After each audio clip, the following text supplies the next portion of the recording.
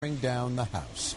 But the big story on Action News tonight is a day in court for an officer of the law charged with abusing his power. His name is Michael Solow, and he went before the district justice today.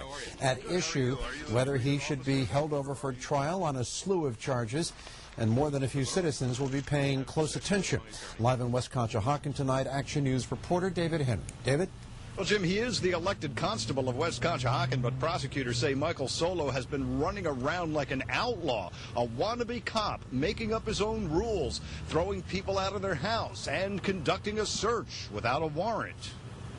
Constable Solow was overstepping his power, using his badge to do things that he knew he shouldn't be doing. Police say Solow slapped a no trespassing notice on the door of this house without a proper court order.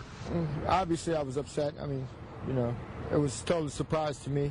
Anthony Eckstein admits he was behind in his rent, but his family was locked out of their house with no warning.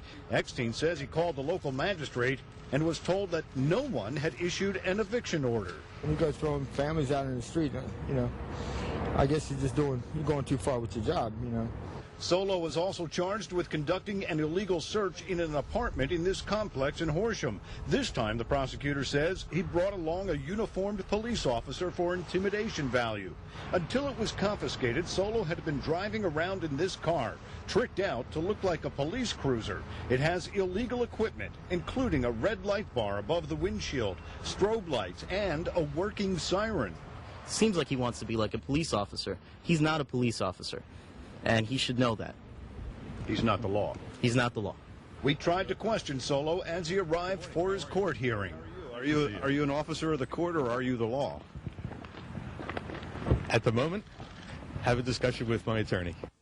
The prosecutor says Solow's conduct is part of a pattern that goes back many years. Back in 1994, this woman claimed he handcuffed her for a $10 parking ticket and dragged her out of her house, leaving her two little girls home alone. Solow has also been accused of conducting a high-speed chase through Lower Merion and Philadelphia and putting a loaded gun to someone's head. He's also been sued twice in federal court for civil rights violations. His lawyer says he was just doing his job. I don't think it was criminal at all. I think that the man was, operating in good faith, trying to do his job. Well, the judge disagreed. She ordered Solow held on all charges, including 4 counts of official oppression. It is all spelled out in this court document, and you can read it for yourself on our website, 6abc.com.